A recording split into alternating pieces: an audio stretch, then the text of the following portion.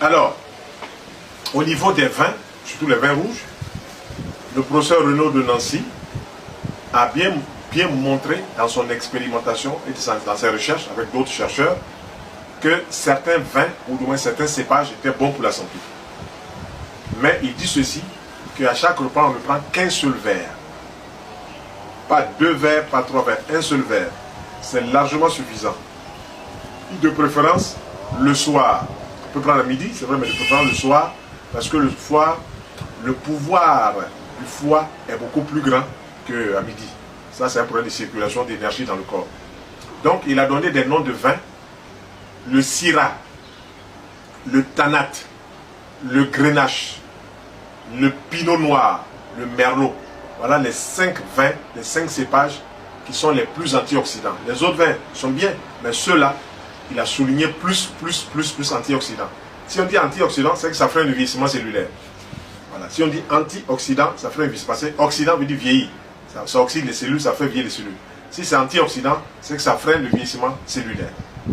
Ensuite, les vins blancs, qui se comportent comme des vins rouges, sont les vins de l'Alsace. Les vins blancs, c'est le Sylvaner, le Gewürztraminer, le Tokay, le Pinot Gris et le Vendange tardive. Ce qui a été un peu paradoxal dans les recherches du professeur Renaud de Nancy, c'est que ces vins-là sont blancs, mais ils se comportent comme des vins rouges. C'est-à-dire qu'ils ont pratiquement les mêmes éléments. Pourtant, le rouge, c'est les anthocyanes. Mais là, il n'y a pas d'anthocyanes dans les vins blancs, mais ils ont les mêmes caractéristiques que les vins rouges. Et ça, c'est quelque chose d'extraordinaire.